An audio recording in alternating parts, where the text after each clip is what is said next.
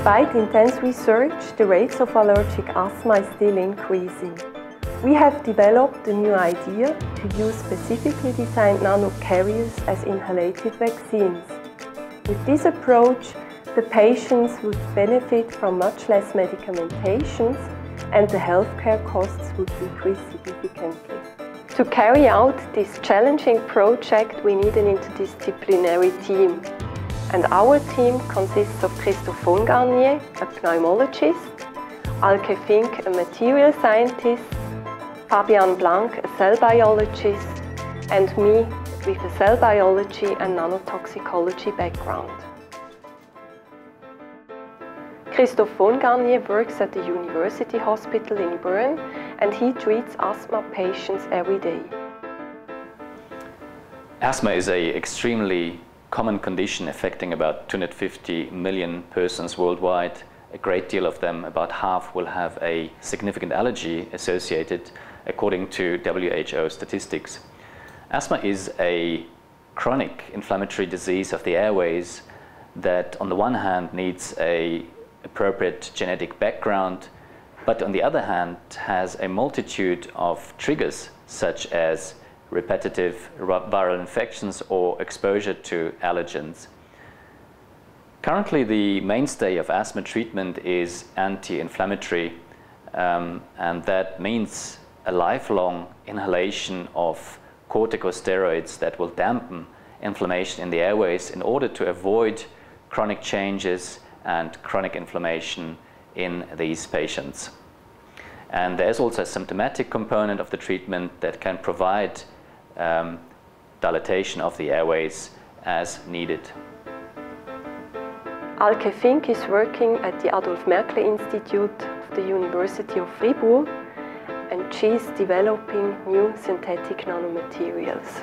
We synthesize and derivatize inorganic nanocarriers. We mostly work with iron oxide nanocarriers, since those are used already in the clinics as contrast agents for MRI. These nanocarriers measure around 10 nanometers in diameter. They are dispersed in a liquid, for example water, and they're highly magnetic. And we use this magnetism to actually fix these nanocarriers in this what is called magnetic reactor.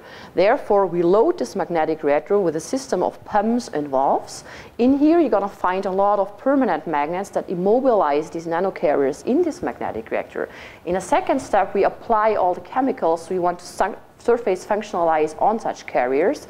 We take the magnetic field away, which means that we are releasing these nanocarriers, which then in the next step will be evaluated biologically. I am working at the Adolphe Merkle Institute, and together with one of the two PhD students, we are focusing on nanoparticle cell interactions using cell culture models. The human lung with its huge surface offers the ideal target for inhalable nanocarriers. However, before we use newly developed nanocarriers for animal models or human exposure, we need some sophisticated cell culture models to study basic mechanisms.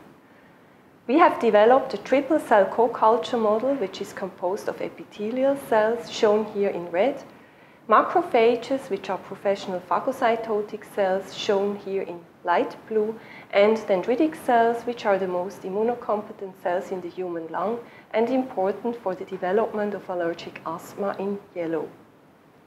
In combination with an air liquid exposure system, which allows us to nebulize nanocarrier solutions over the lung surface, we have the ideal system to study nanocarrier uptake into cells and induction of cellular responses.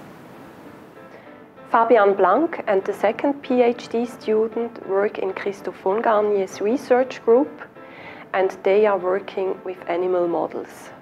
Animal modeling allows us to study the direct effects of nanocarrier on the whole organism. For instance, we are able to check into which compartments of the respiratory tract the nanoparticles translocate and with which cells of the immune system they interact in order to trigger a specific immune response. Nanocarrier tracking is done quantitatively using flow cytometry. Additionally, we are able to localize even the smallest nanoparticles in the tissue using high-resolution confocal microscopy. The most important advantage is the possibility to mimic a specific disease. That's why we established a mouse model of allergic asthma in our laboratory in order to study the direct effects of the nanocarrier on this disease.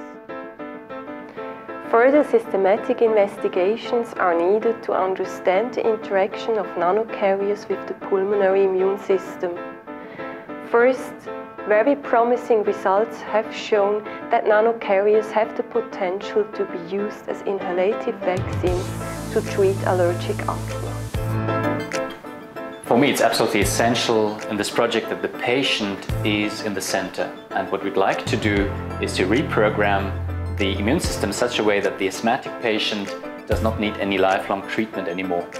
This would also have a favorable impact on healthcare systems by reducing costs and simplifying asthma management.